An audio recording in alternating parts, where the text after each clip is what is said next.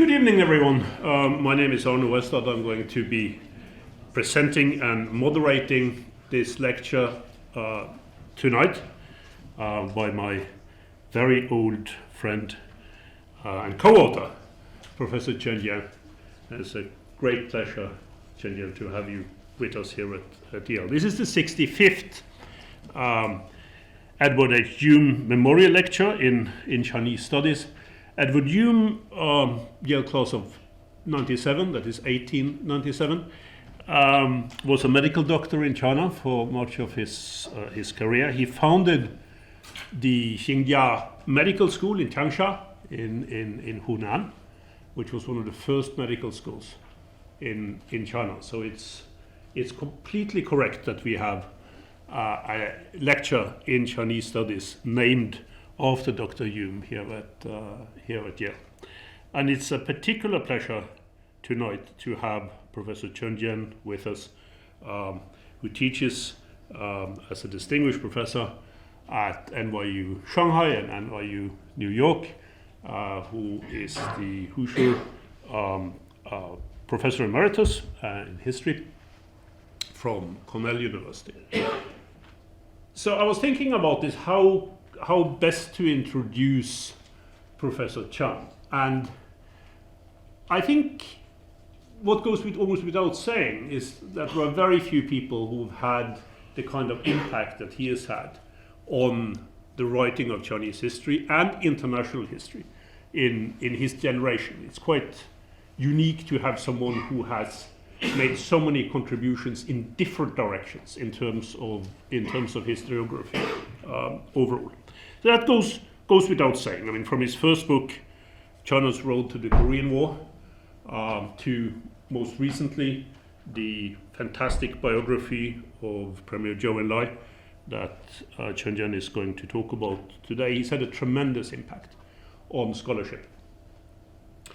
But that's not the main thing to be said, I think, about Professor Chen. The main thing to be said about Professor Chen, which in my view is one of the highest accolades that you can give an historian, is that he is a relentless revisionist.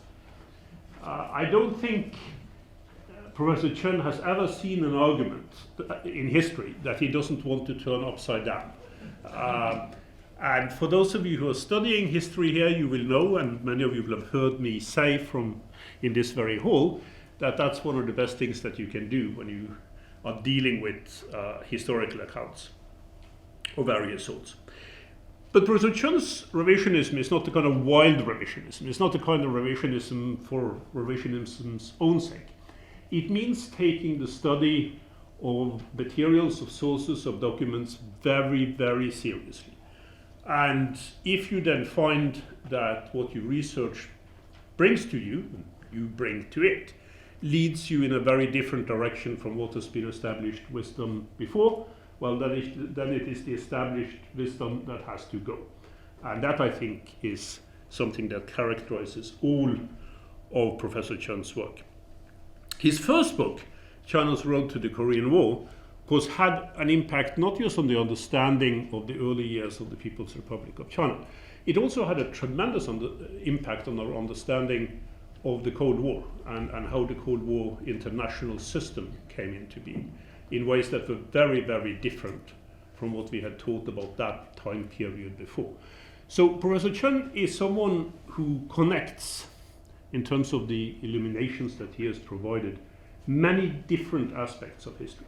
And of course, we are very happy to welcome him here to do a lecture in Chinese studies. But Professor Chen is not just an historian of China.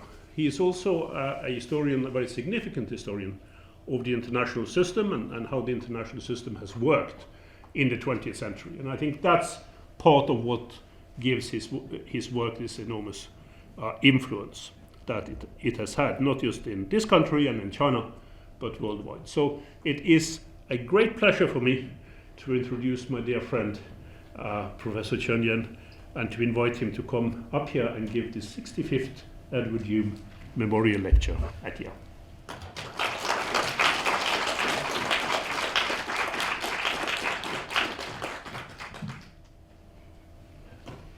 Thank you. Thank you, Professor Westhard, my dear friend, my dear brother, I don't know how to respond to your overstated introduction, but let me put it this way.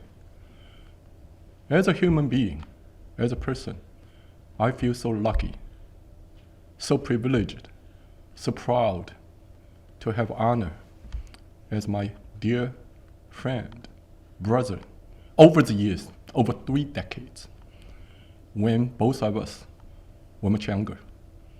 And we see each other's academic growth.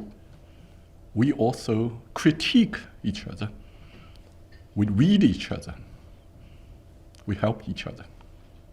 And now we have entered the age we try to collectively reward all the support from the other party and also from the larger academic community. I come here today as a learner. And first, I would like to thank the invitation of the Council on East Asian Studies of Yale University to give me the opportunity to deliver this year's Edward H. Hume memorial speech to this distinguished audience. I'm a learner. I'm forever in my learning process. Today, just one more step.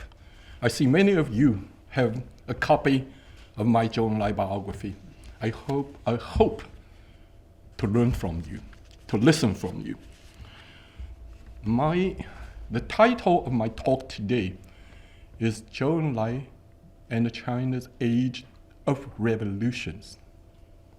Why do I use plural to define the age? That was because in 20th century China, it went through a series of revolutions.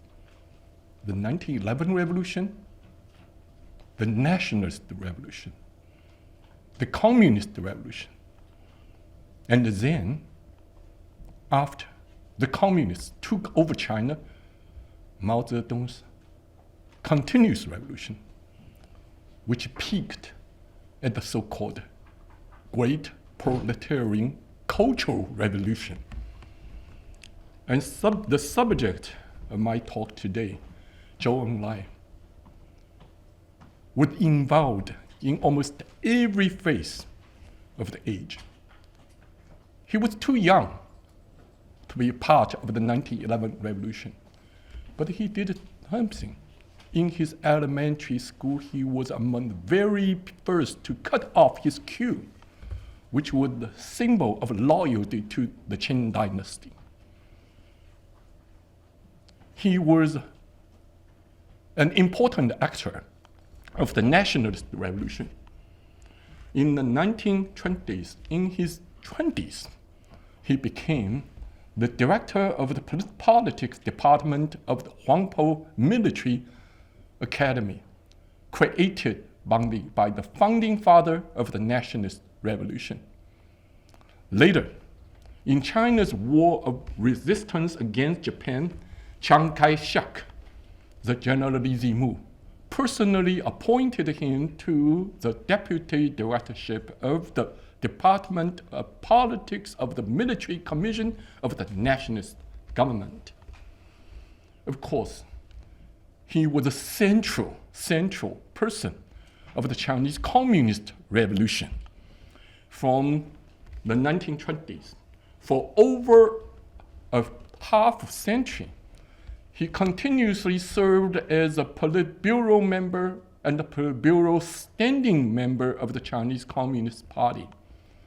After the establishment of the People's Republic of China, he was the PRC's premier for 27 years, including 10 years as PRC foreign minister.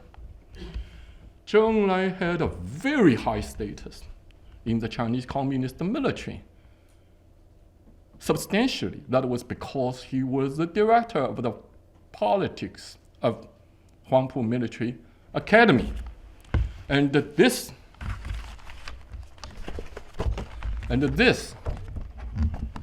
allowed him to occupy such a status of seniority because so many high-ranking communist and nationalist military leaders were his students from the Huangpu Military Academy.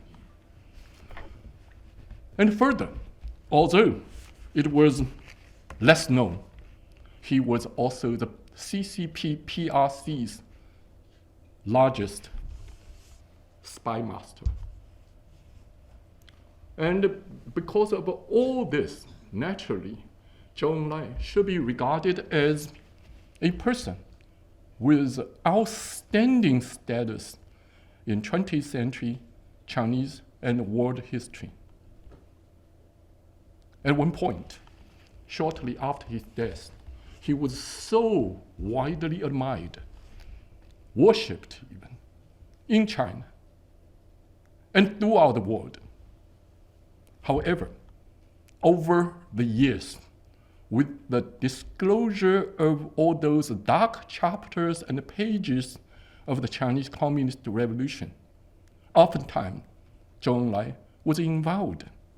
Zhou Enlai's glorious image became tarnished to the extent that someone emphasized, especially after the publication of the Mao biography by Zhang Rong and John Halliday, when Mao was widely described as a villain, a Hitler-Stalin-style villain, and people emphasized that Zhou Enlai as a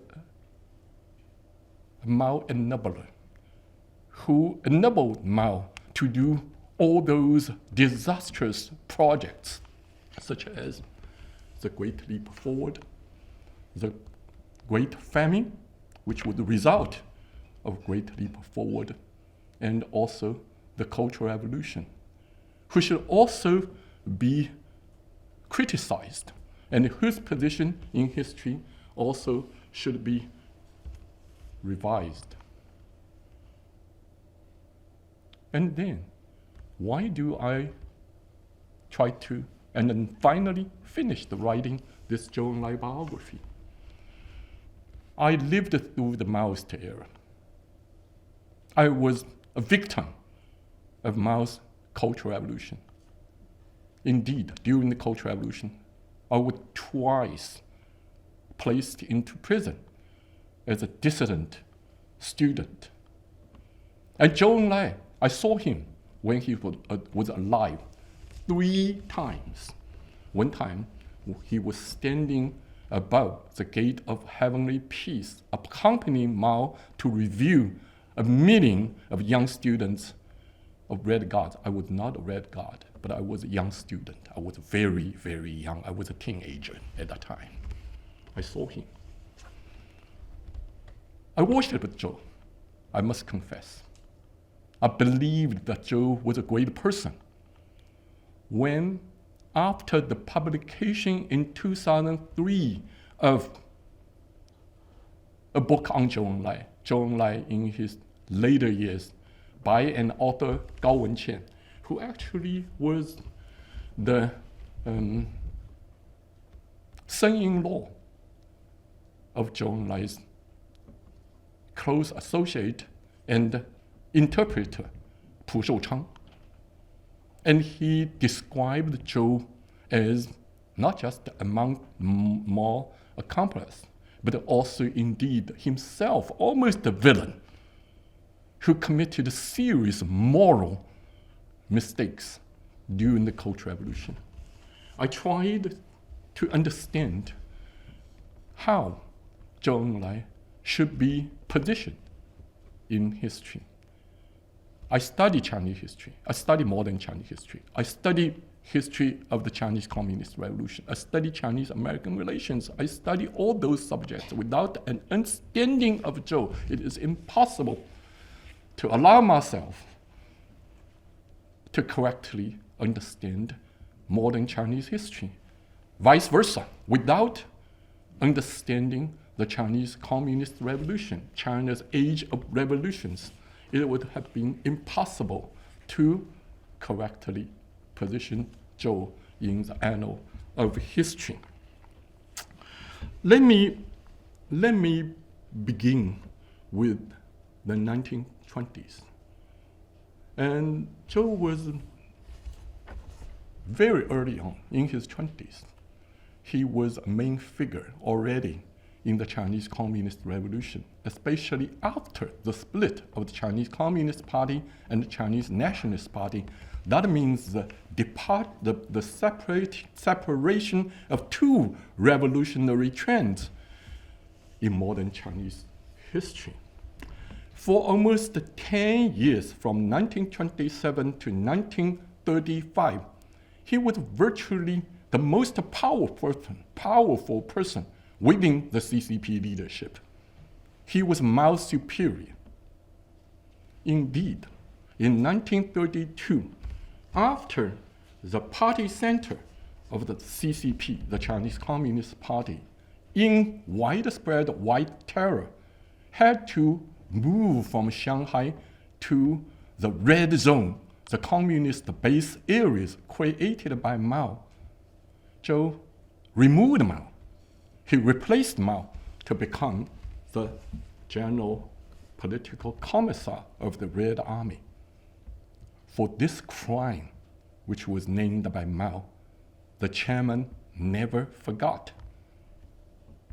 Then, it was Zhou in the Long March, after the loss of communist base areas in Jiangxi in southern China.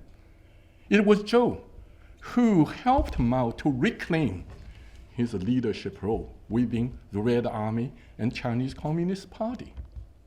How could that be the case?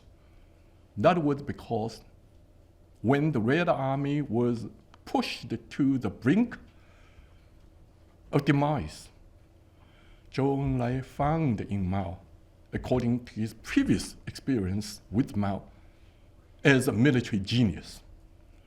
The main reason for Zhou to favor Mao to claim a top leadership role was not because he worshipped Mao, because he believed that in the circumstances of those days, to win battle on the battlefield was the most important thing. Okay, here's one quality that is so important for Zhou Enlai to be not just a revolutionary, but also as a statesman. Always to try to come up with the capacity, a design, and a vision to do practical things. This is important. Mao did not immediately emerge as the CCP's top leader. Zhou Enlai was a top military leader. However, during the Long March, Zhou Enlai helped Mao, pushed Mao to the front. In my book, you will see to the extent that although the Red Army technicians were able to decode the enemy telegraphic communication, Zhou supplied the information to Mao only, so as to create a myth that Mao was such a strategist genius who could predict each and every move on the enemy side. With Zhou Enlai's help, Mao finally, at the end of the Long March, emerged to be the most powerful military and political figure of the Chinese Communist Revolution. Then there came the Chinese War of Resistance against Japan. Zhou did not always agree with Mao. Early in the war against Japan, Zhou and Mao differed about the grand strategy of the CCP. Zhou Enlai believed as a patriot and also a revolutionary nationalist. He believed that the war against Japan should be taken as a top priority. For this purpose, the communists should consolidate its united front with the nationalists. It's here, then you find the communist revolution and the nationalist revolution merged together under the banner of anti-imperialism. Mao disagreed. Mao believed that the top priority of the communist strategy should be putting the development and consolidation of the Red Army and the CCP's strength as the top priority.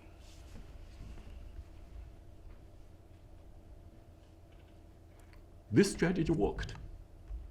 When the war began, when the war against Japan began, the communists with a military strength of about 30,000 soldiers. Finally, when the war ended, the communists had a military force of over 1 million soldiers. Along with the growth of communist strength and power, Mao's authority within the party also increased enormously, especially during the Yan'an rectification movement. Zhou Enlai, as many of his colleagues, become the targets of the movement. But Zhou was most severely criticized because his anti-Mao mistakes in the previous years. At one point, he was forced to make consecutively 5 days of self-criticism. Mao said something to reveal his purpose. We must put we must blow Zhou Enlai unconscious in one strike, then put a whole barrel of cold water to awake him. Mao did that.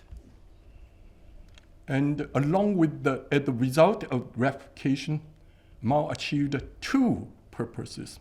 One, about himself. He established almost absolute authority and power within the Chinese Communist Party leadership, and Mao thought was regarded as the red Bible for the whole party. This became the essence of Chinese Communist Party's party culture.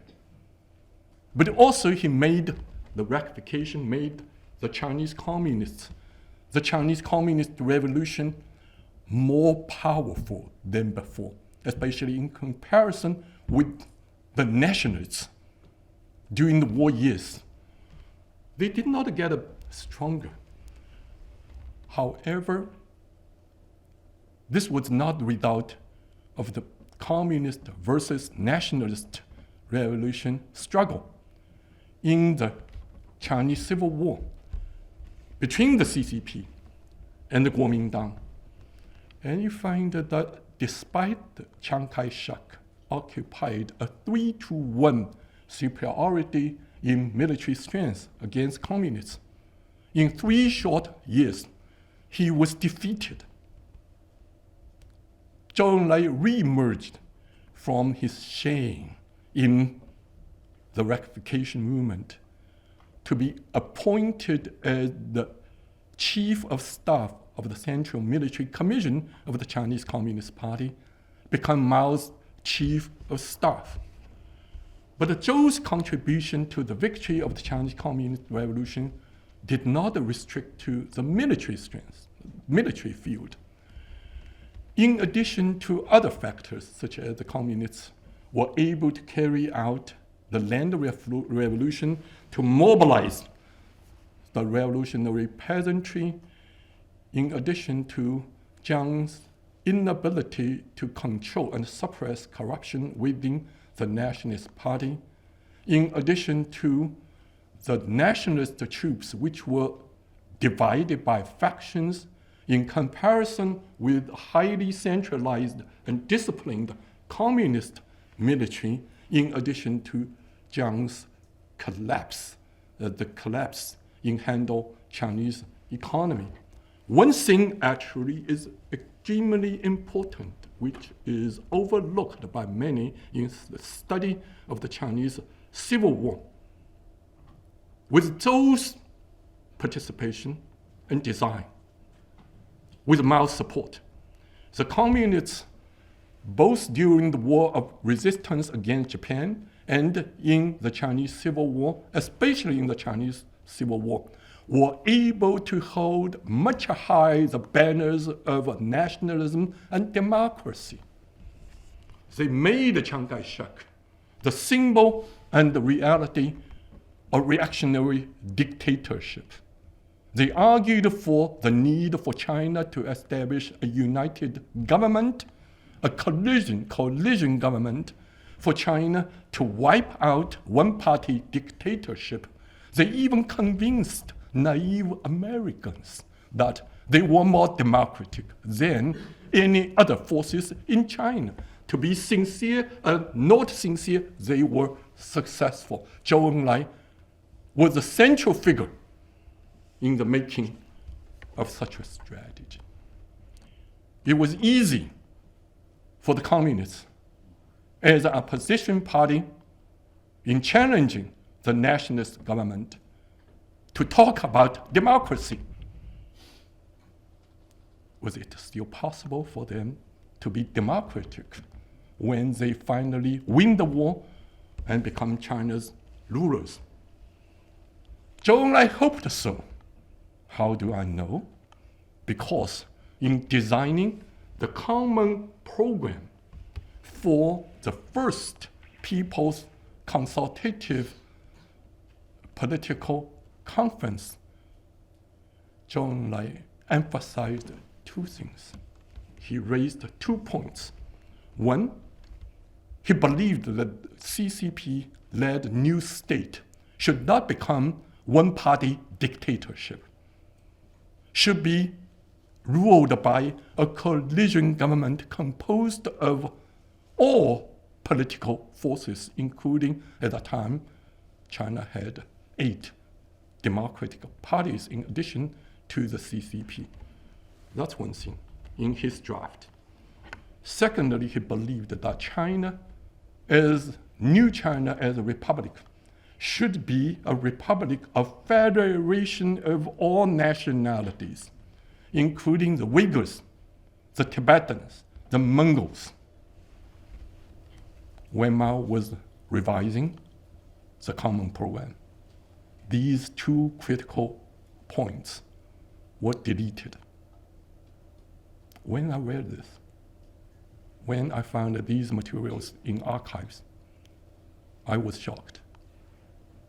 Zhou was different from Mao. Zhou was not a Maoist. Zhou's conceptual world was penetrated by some political concepts he had learned during his years of studying in Japan and Europe. He himself named what isms he had compared when he was first coming to study in Europe. Anarchism, liberalism, pragmatism, social Darwinism, social democracy, democratic socialism, and communism. And in his early years, in his early education, he studied Chinese classics. Mao never went abroad. Deng Xiaoping went abroad. Liu Shaoqi went abroad. Mao never went abroad until he became China's leader. He visited Soviet Union twice. This was Mao's only experience, study abroad. In the 27 years the Communist Party ruled China, Zhou Enlai tried very, very hard to serve as a good premier. This had caused him to become a Mao enabler. When Mao and the Mao-led New China was able to wipe away a lot of legacies of old society, to transform China into something that the country had never witnessed before. China was divided. China was weak. China was poor. And when Mao died 27 years later, China was unified, except for claiming back the territory it claimed it should have sovereignty over, which is Taiwan. China's economic development, despite all kinds of setbacks, had made China an industrial power. The industrialization foundation of modernity had been laid down. Chinese people's literacy rate had dramatically increased. Women's status had been greatly improved. China was widely recognized as a global power, but not a superpower. And Zhou Enlai actually repeatedly warned his people in various of his speech, especially during the later years of the Cultural Revolution, do not boast that China as a great power. We are a big power, but we are not yet a great power. Do not boast. Leave some space. Always leave space. Some space in representing ourselves to the outside world. I somehow feel the current Chinese leaders, including the person who had just met our president, who is a big boast himself. We know about that, right? I think there's something for him to learn from Zhou. However, it was at the same time, what kind of suffering had the Chinese people had? What kind of setbacks had China witnessed? What kind of disastrous episodes, chapters had penetrated into Chinese life? Over all these things, we also see the difference between Mao and Zhou. While Zhou was able to enable Mao to have all those good achievements for China, he was involved in much of those bad experiences. It began in late 1952.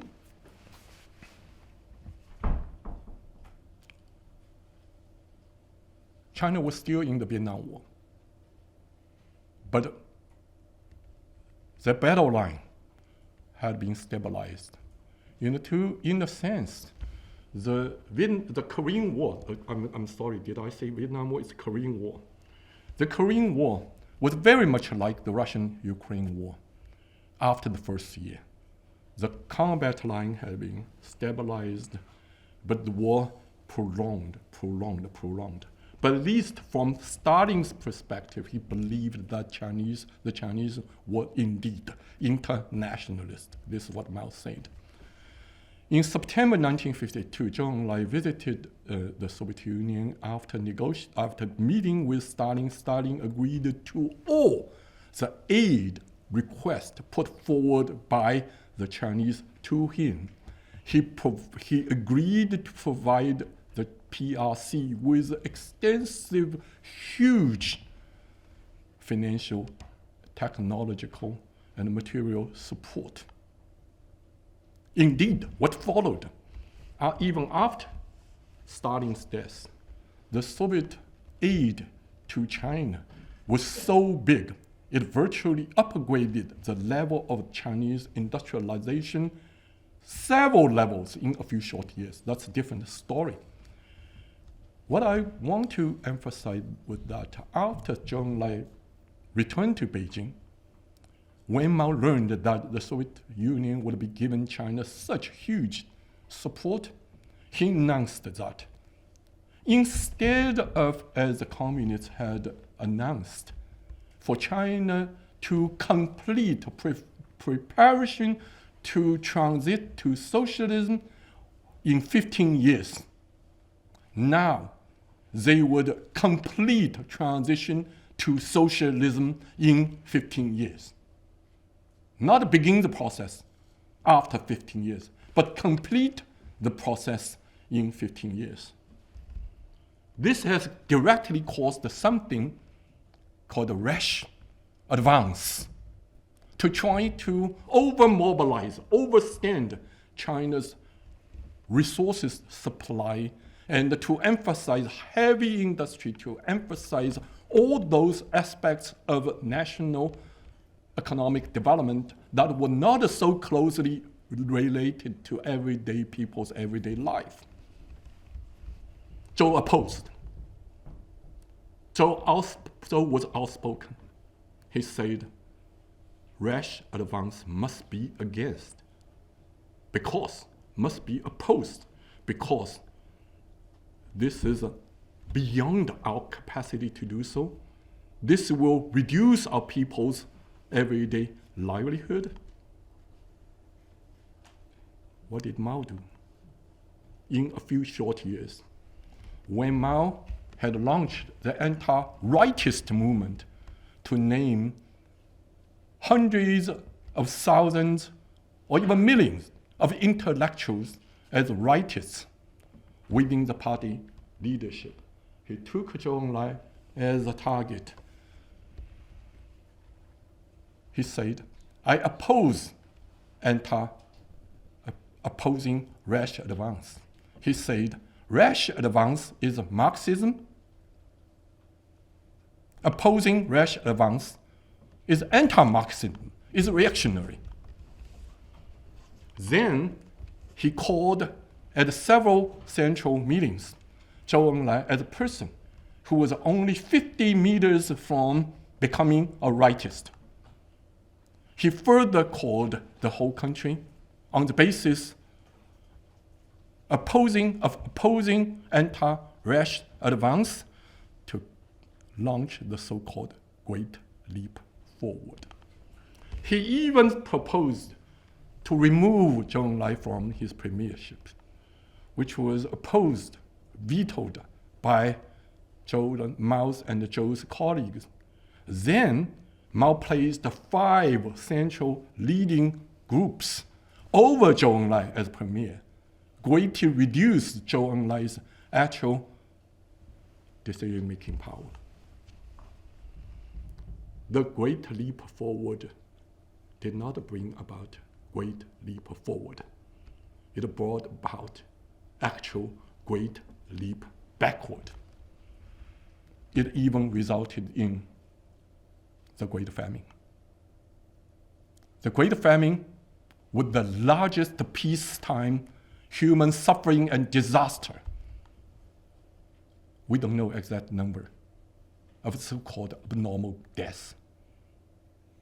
20 million, 25 million, 30 million, 40 million, or as much as 50 million. Now, when I say this, as if they were cold numbers, but each and every number composed of millions of real life.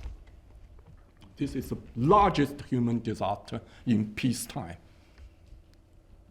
with nothing close to it. Zhou Enlai was with Mao. His voice was limited. Still, he did something. Despite, let me add one thing. What did Mao do? Mao would not allow Zhou Enlai to off the hook. So Zhou Enlai was appointed as the head of steel production leading group. This was something, a task that Zhou had to assume. History would record this. There's no way for Zhou Enlai to escape. Still, Zhou Enlai said something during those years I think is exceedingly revealing about his innermost world, what he believed. Let me read a few of one was on the eve of a great leap forward, when Mao was launching the anti-rightist movement. On one occasion, Mao defined the democratic centrism, 民主集中制, which is, of course, a central piece of the Chinese Communist Party's party culture. Mao said that democratic centrism should be a lively political atmosphere combining centralism and democracy, discipline and freedom, unity of will, and personal ease of mind. Please pay attention to that Mao putting all the collective variables first. A few weeks later, Zhou defined the democratic centrism as a system under which there will be democracy and centrism, freedom and discipline, full development of individuality and unity of will. Intentionally or not, Zhou Enlai put all those individual variables first. If this is not sufficient enough, in Chinese archives, I find other evidence, many other evidence. Let me just highlight two. In May 1959, when Zhou was making inspection tour in Hebei province, he told the local leaders, do not put too much pressure on the peasants, because this was a great leap forward. Yes. This was all the peasants were organized into people's communes and public dining system. Zhou said you must give them 6 small freedoms, such as keeping their own reserved land, to be free to deal with their own trees, pantries they should be allowed to raid. Fishing should be allowed, things like that. This was in May 1959. In many senses, I somehow feel this is an early version of what later would become what is called the household responsibility system. If this is not enough, on another occasion, Zhou mentioned something that is very fundamental. He said, our comrades should know that we should walk with 2 legs. There is the collective. There should also be the individual. Without individual, how can the collective come into being? 没有个人哪来的集体啊?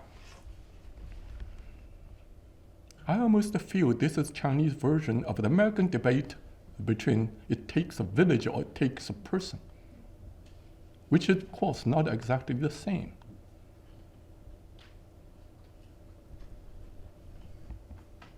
I have not heard any other communist leader, Chinese or foreign, to have said the same thing.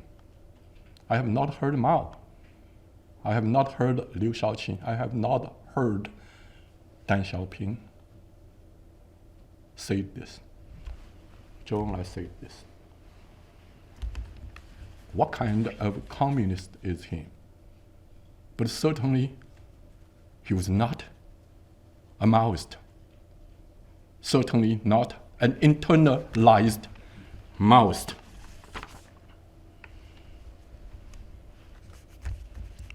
I have other examples, but I realize my time. Let me make a quick jump. I also would like to say the 3 speeches Zhou gave about intellectual question. After the PRC's establishment, People's Republic of China's establishment.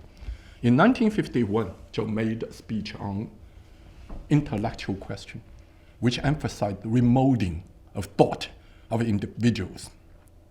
In 1956, when he was carrying out the opposing rash advance activity, in another speech about the intellectuals, he emphasized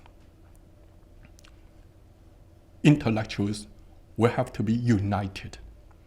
Finally, in 1962, in the wake of the Great Famine, when in China there were trends of trying to turn back those radical ultra-leftist policy, he gave another speech about intellectuals. He emphasized the intellectual should be taken as ones of ours. They are part of us, not part of them. Then there came the Cultural Revolution. The Cultural Revolution can be defined in many different ways. One of which was that it's anti-intellectual, anti-culture. Intellectuals, teachers, professors, scientists, engineers were among the unavoidable groups to be attacked. If Zhou's vision about intellectuals were adopted, Mao did not rebut it, but now Mao never approved it. Could the Cultural Revolution still have come into being? Someone say, okay, why didn't Zhou Enlai, this is a real question people ask me, Liu Shaoqi, Deng Xiaoping, gather together to overturn Mao, stop Mao from launching the Cultural Revolution? Zhou Enlai later said something, as long as Chairman Mao is alive, no one can overcome him. No one can fight against him and overcome him. Mao controlled the party with absolute power. The absolute power, of course, was granted by the party. The absolute power was based upon the almost the miracle. It's a miracle of the communists defeating the nationalists. The communist revolution defeating the trend of the nationalist revolution in 3 short years. And this was also based upon Mao's ability to design, to propagate, to spread the narrative, his own narrative of legitimacy about the so-called New China, which was composed of 2 missions. One was to turn China into a land of universal justice, equality, and prosperity. Second was to make China great again, to allow China to stand high again in the international community. I call it a saga version. And Mao emphasized that the end of Chinese Communist Revolution in taking over political power was not the end of the revolution. He loudly announced that we, the Chinese, have stood up.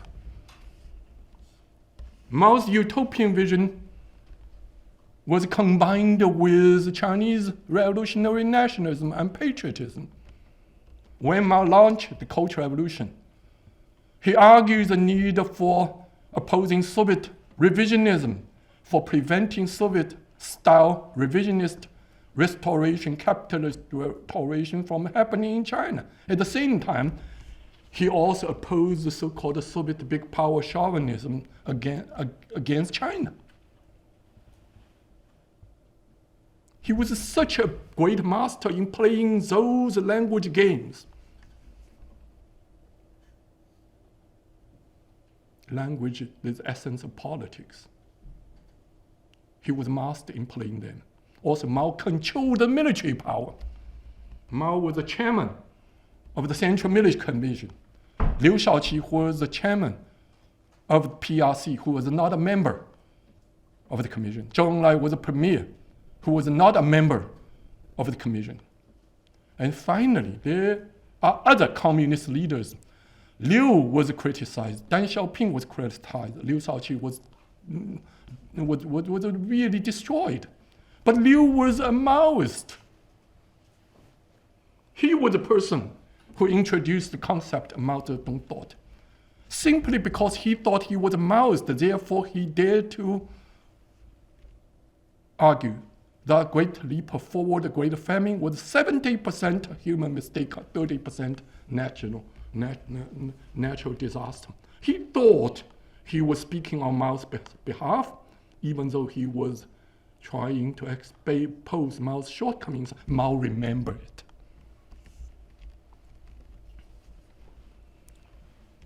Zhou was with Mao in the Cultural Revolution, because Mao was bringing the biggest ship that was China into the rapid, huge storms that was known as the Cultural Revolution.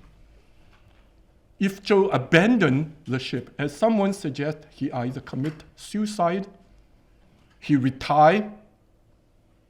No, actually, communists like Zhou Enlai, who could not retire. Or he resigned.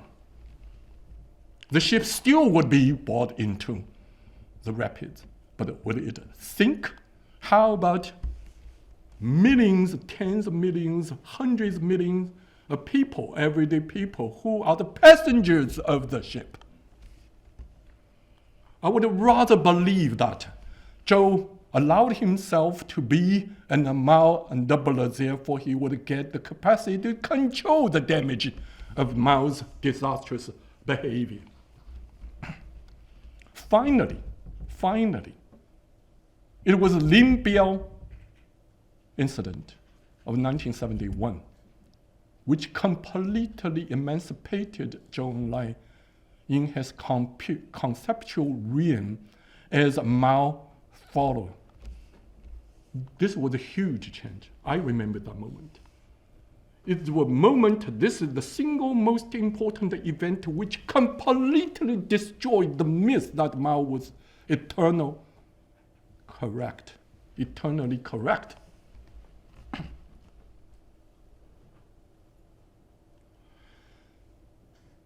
In their last years, in 1972, Zhou Enlai was diagnosed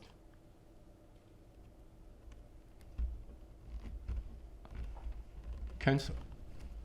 In 1973-74, Mao was also terminally ill. He was told, or doctor actually knew, he only had 2 years of expected life expectancy.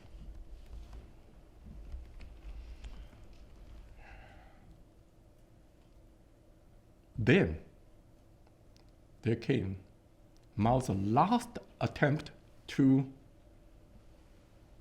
frame Zhou, not really destroy Zhou. Let me see how much time I have. Let me be quickly, because now I will talk about Yale University. 13 years ago, here at Yale University, there was an event at which Dr. Henry Kissinger donated all his files to Yale University. I was invited to the event. I thus had an opportunity to have a 2-hour exchange with Kissinger here at Yale. This was about the so-called, in China, the so-called Zhou-Kissinger scandal. What happened was that in November 1973, Kissinger visited China, first time in his capacity not only as national security advisor, but also as State Secretary of State. He asked for holding 3 one-on-one meetings with Zhou Enlai. During these meetings, he offered Zhou Enlai that the United States had developed technology to detect Soviet missile attack aimed at China. The United States was willing to provide the information if there indeed was such a sudden attack through a secret hotline from Washington to Beijing. Further, the United States of America was willing to provide the technology to help China to build facility, to allow China to move their missiles and other strategic equipment away in a matter of several minutes. Zhou Enlai did not give him confirmed or negative answer.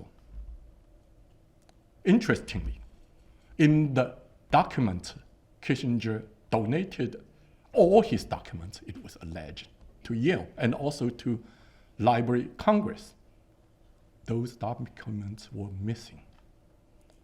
Only through the efforts by National Security Archive, which is an NGO, and using Freedom Information Law, by chance they found in Winston Lord, who was Kissinger's assistant, in his files, those documents.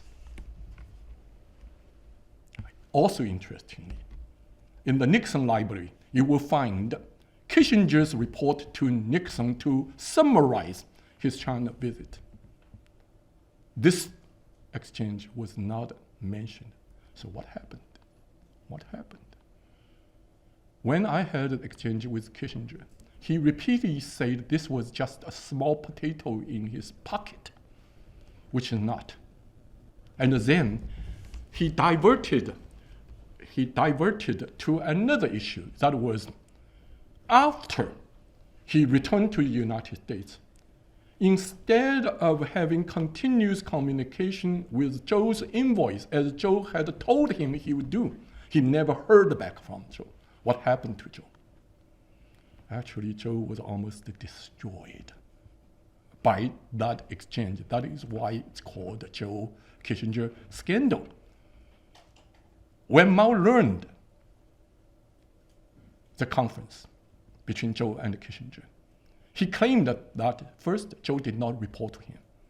Secondly, he called for a Politburo meeting, which was not just attended by Politburo members, but also by many others, to criticize Zhou, labeling Zhou as a rightist, surrenderist, a Chinese traitor. Zhou, throughout his life, especially after Yan'an replication, had carried out a principle in dealing with Mao: do more work while often make self-criticism. 多做工作，经常检讨. But this time, he refused to make self-criticism. Finally, one person was brought into the scene, who was Deng Xiaoping. At that time, Deng Xiaoping had just re-emerged from his purge during the Cultural Revolution, and Mao was testing him. Mao hoped him to say something. Instead of accusing Zhou Enlai as a Chinese traitor, Deng Xiaoping said something which satisfied Mao, which actually was Mao's real purpose. Deng Xiaoping said, "Comrade Zhou Enlai, you know what your problem is. All of us believe that we learn from Chairman Mao, but we can never reach Chairman Mao. You say you are also learning from Chairman Mao, but you think that you can reach Chairman Mao." Zhou Enlai immediately made a self-criticism. I'm not respecting the chairman sufficiently. But this actually was, let me conclude with something, I think is of some contemporary relevance. First, about this matter. Zhou Enlai, in his last years, I believe, had completely lost any confidence in Mao's continuous revolution. This was clearly indicated in he's telling Deng Xiaoping the first time he met with Deng Xiaoping after he returned to central politics, that Jiang Qing and Zhang Chunqiao had a serious historical problems.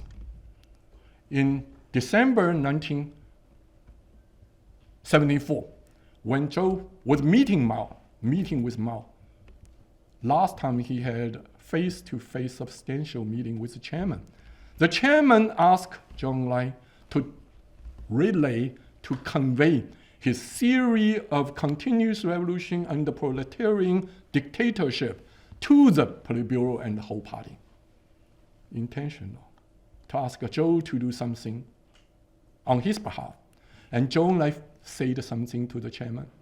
According to Kang Sheng, who was another Chinese Communist Party spy master, Zhang Chunqiao and Jiang Qing had a serious historical problem, 严重历史问题.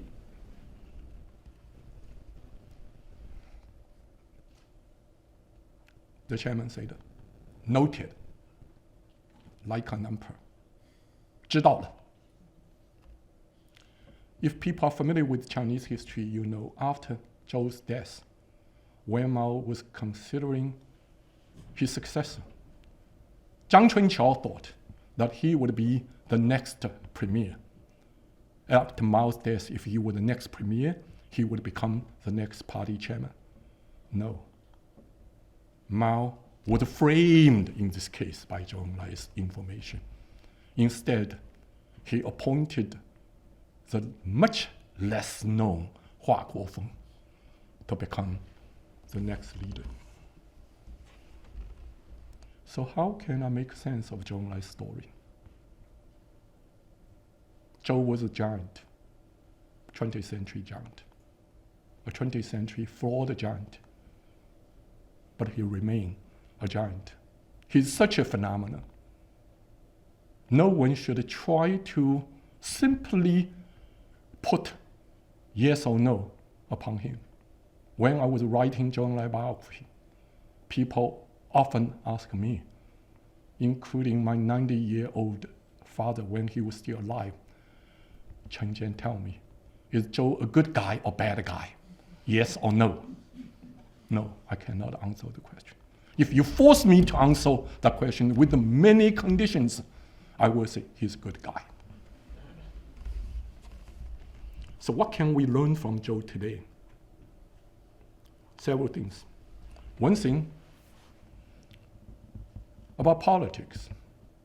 Zhou Enlai was a great strategist in seeking for compromises, in avoiding going to the extreme.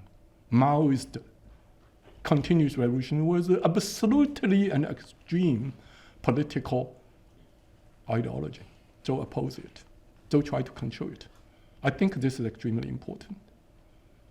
Secondly, Zhou always tried to take a kind of political centrism as a norm of doing politics, even for a revolutionary.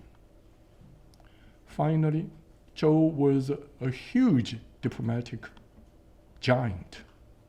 Diplomacy is not about warrior wolves, 战狼. Diplomacy is about seeking for solution. In today's Chinese-American relations, students interviewed me before this. They asked me, how do I think about Chinese-American relations? I try to put myself into Zhou Enlai's shoes. So I try to answer the question in Zhou Enlai's voice on the basis of my study of Zhou Enlai. Even in the heyday of Chinese-American confrontation, in the wake of the Korean War, China and the United States were able to maintain a long peace between them until the Chinese-American rapprochement, which opened the door for China and the United States to have a longer peace for over 7 decades. If that was possible at that time, why is it impossible today when both countries have gone into the largest economies in the world? Zhou Enlai would have said, I'm cautiously optimistic. And further, Zhou Enlai was not just an international diplomatic giant. He was also a great person in dealing with all kinds of challenges, including the domestic ones. He would have said, hello, my American friends, my fellow Chinese. Isn't it true? The biggest challenges facing us today are those from within, not from without. Even though we were able to defeat the Americans, all the Americans will be able to defeat us. Is it possible for either they or us or we to settle any of the special challenges that were with domestic sources? That's my answer to the question about Chinese-American relations. Thank you very much for listening.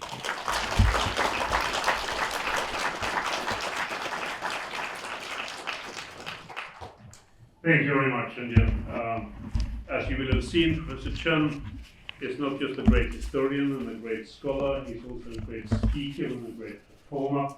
So you really got to see the best of Professor Chen, I think, this evening, which is particularly impressive since he just come off a very long flight from Shanghai. We have a few minutes for questions, Professor Chen, if that's okay. Okay, yes, with you. We'll just take a few here at the end to see if there are any people who want to ask a question of Professor Chen.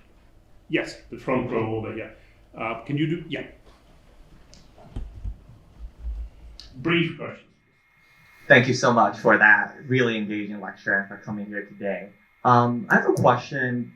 I'm not sure if this is a rigorous question about a potential counterfactual, which is what would Zhou have done in terms of this policy without the constraints of Mao? And I ask this because in the 1980s, what we saw was a lot of Zhou's closest, arguably, associates, Chen Jian, his wife Ding Chao, his arguably adopted son, Li Peng, they were all on the conservative faction of the party, and some people have argued that that means Zhou would have transformed China into maybe a Soviet-style planned economy rather than what Deng Xiaoping did. So, just wanted to hear your opinion on that. First of all, Li Peng was not Zhou's adopted son. Zhou's only adopted child was Sun Weishi.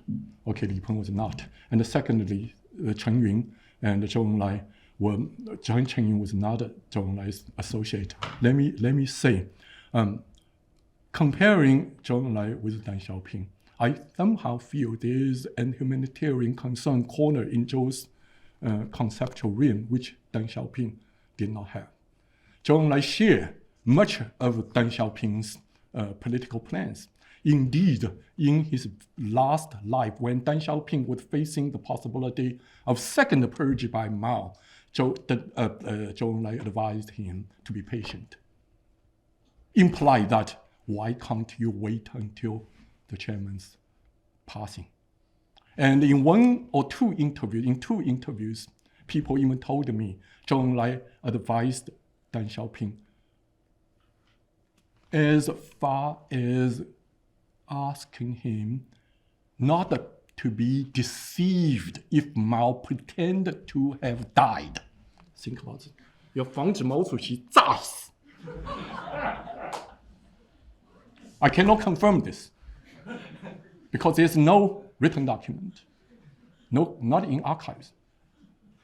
I see Chairman Mao say full-scale civil war, 全国全面内战 in archives, in one speech, but not.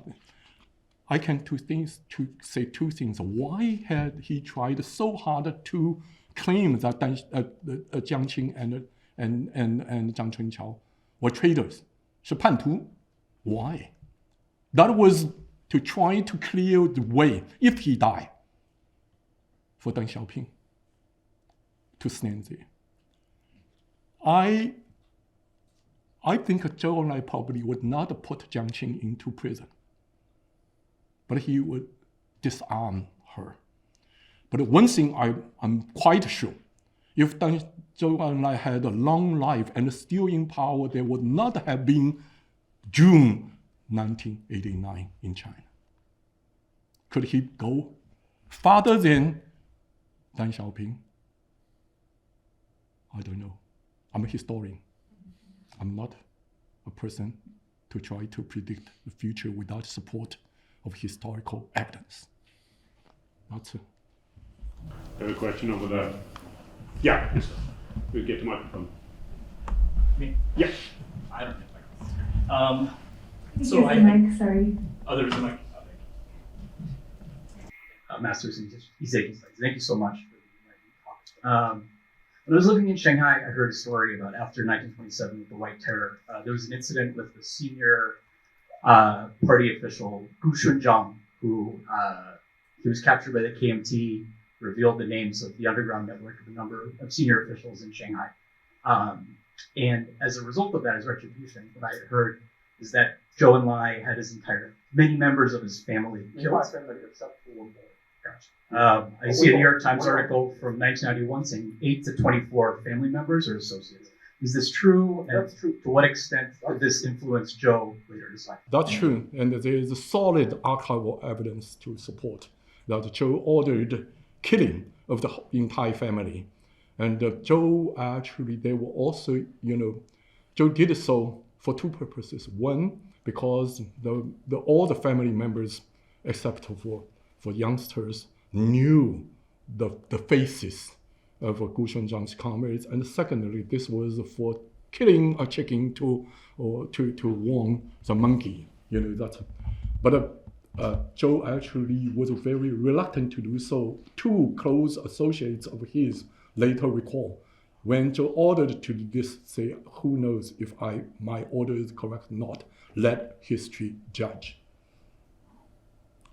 This probably is one of the very dark pictures of his, but we also need to put this into perspective that there's widespread white terror and thousands and thousands of communists and communist sympathizers were also murdered.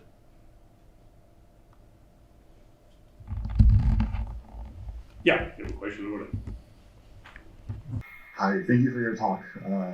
Looking forward to reading the book. I have a question about Zhou Enlai and in his position as premier for 27 years. I think it's very easy for us to imagine, Chairman Mao is absolute dictator, has all this power, and Zhou Enlai just enables. But also we know some situations where Zhou Enlai acts in ways that are maybe counter to what the chairman would have thought. So, for example, mobilizing the army against some of the Red Guards during the Cultural Revolution to protect certain individuals, certain places, protect the Forbidden City, for example.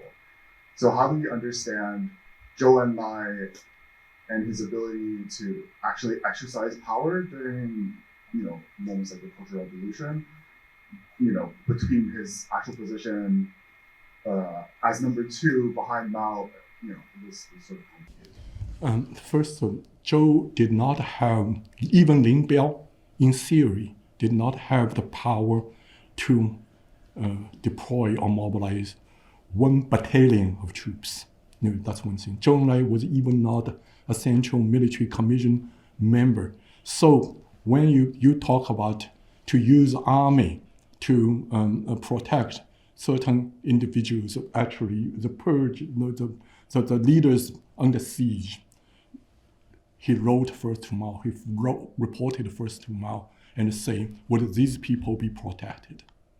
Zhou was such a cautious person who would never do something like Lin Biao did after the perceived Soviet possible sudden attack on China. Oh, by the way, the war scare, recently I learned something from my friend Mark Kramer, a Harvard professor who did Russian studies. People know the huge war scare in China in fall 1969, which caused the evacuation of whole leadership this was the intentional spreading of rumor by the Soviets. The Soviets intentionally created and spread the rumor that it was possible or even likely for the Soviet Union to launch preemptive nuclear attack on China in order to cause fear. This is in the Russian document among Beijing leadership. Indeed, it caused fear, not a fear, but scare, huge scare among the Chinese leadership. And also, it caused the assurance by Lin Biao of his #1 order, which sowed such a seed for the split between Lin and Mao. So in this sense, Kremlin had changed the orientation of Chinese politics surrounding the Lin Biao affair. So Chen Jian, I know that you could keep going the whole evening with this. I don't want to exhaust my old friend entirely. We are so very, very grateful that you could come and join us this evening, having flown all the way from Shanghai to do this. And we learned a lot from listening to you. I think for everyone who is here, this will be quite a memorable occasion, not just in terms of Chen Jian's wonderful way of presenting and speaking, but also in terms of what we have learned that perhaps many of us thought we knew quite well from before, but comes in a different light than presented by a master historian like Professor Chen. So thank you very, very much. Thank you.